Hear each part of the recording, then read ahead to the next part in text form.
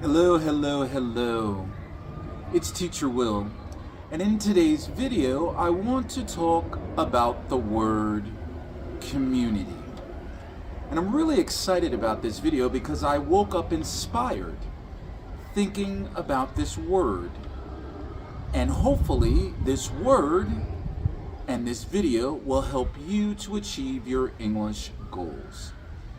Now, community can be defined as a person or group of people that share a similar belief, way of thinking, aspect of life. So for example, you might have the English community or the committee of learners. But community, one of the things that I would ask you to think about and to consider is if you do not have an English community, then feel free to be part of the ATW family. Click on that subscribe button, hit that bell notification. If you want to do that, that's fine. But if you don't, I highly encourage that you find an English community, a group of people that you can work with, collaborate with, partner with, that you can learn something from them and they can learn something from you, so that you're able both individually and collectively to achieve your particular goals. But one of the reasons why I was inspired to make this video about community is because earlier today I thought of the word community and I made it into an abbreviation. And so what I'm going to do is I'm going to start with the C and go all the way down to the Y. And I encourage you to take notes, think about, ponder if these particular words will help you with respect to your life and certainly and hopefully as it relates to your English goals. So the C stands for commitment. What does commitment mean? Well, I want you to think about, do you have the commitment, the dedication, the determination to achieve your particular goals? And commitment is possible.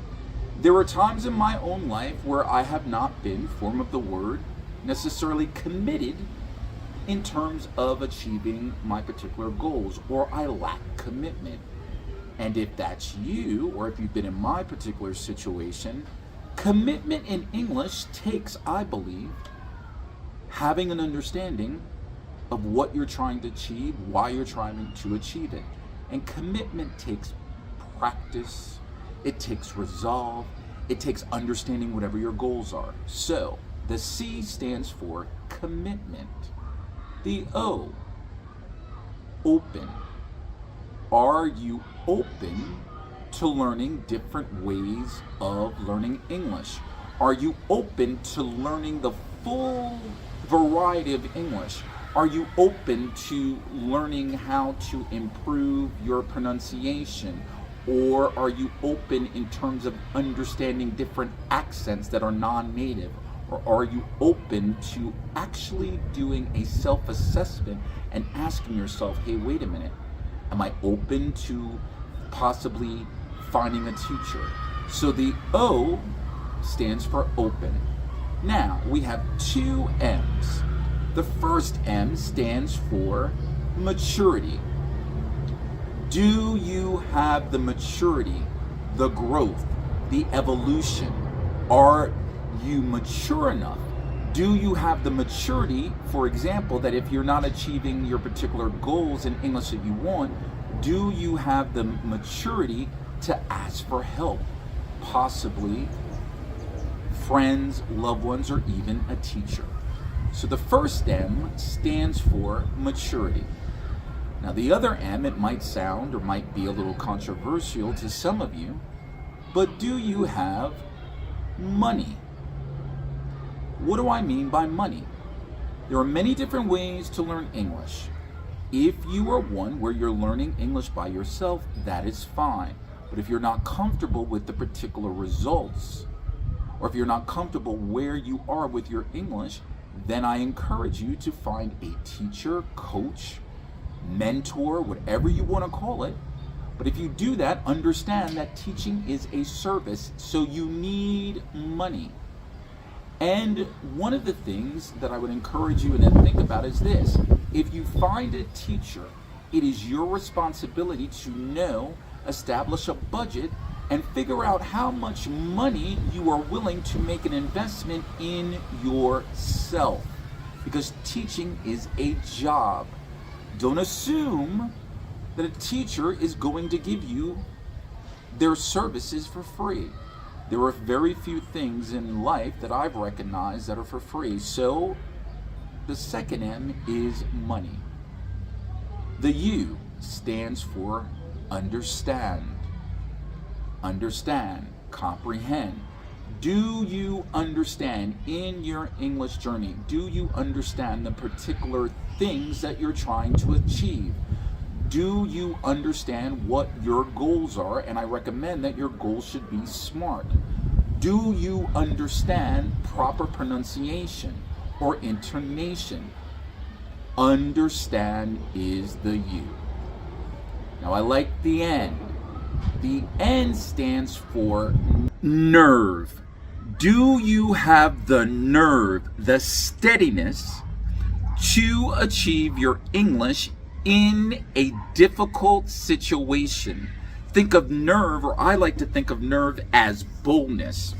Do you have the nerve to achieve your English goals when sometimes people will talk about you? Why? Because you're making an investment in yourself. Nerve. So we have C-O-M-M-U-N. The next is I. Intelligent. Smart. You are intelligent enough to learn English. There are so many people that I've heard over the years, by being on social media, by offering courses in English or other training and development programs, that I've heard so many people say, I'm not intelligent, I'm dumb, I can't learn English, I'm not intelligent enough. No, you are intelligent. If you decide to put in the work, if you decide to have a commitment to yourself. For those of you out there, stop playing negative tapes in your mind and recognize and realize that you are intelligent. And do not be defined by someone else's definition of you. T. I like this word. Tenacity. Do you have the tenacity, perseverance, resolve, resiliency, when sometimes that you might lack motivation, when sometimes you might not necessarily feel as though that you're making the progress that you want to make as it relates to your English goal? Tenacity, wherewithal, willpower. You have the tenacity, or at least I believe that you have the tenacity to achieve your goals. And the why. I love this. English, your English goals begins, starts, and ends with you. You. Let me say that one more time. Spell it out for you. Y-O-U. Achieving your English goals begins, starts, and ends with you. That does not mean that you cannot seek outside counsel or help. But ultimately, in my own life, when I've tried to achieve something in my life, I've had parents, loved ones, mentors, but ultimately that decision for me to achieve something starts with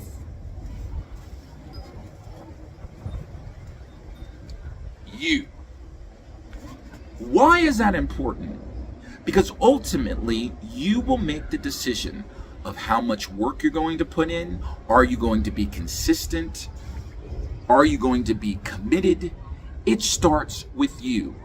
You can have a loved one or a teacher to sit back and use all of their life experience in explaining whatever you're trying to achieve in English, but yet ultimately it begins, starts, and ends with you, because if you are not accountable to yourself, if you do not invest the time, if you do not face your fears, if you do not learn dedication, if you do not learn proper habits, then achieving your goals in English will not be possible. If you decide to compare yourself to other individuals, possibly native English speakers, if you decide to live in fear, achieving your goals in English, unfortunately, will not be possible.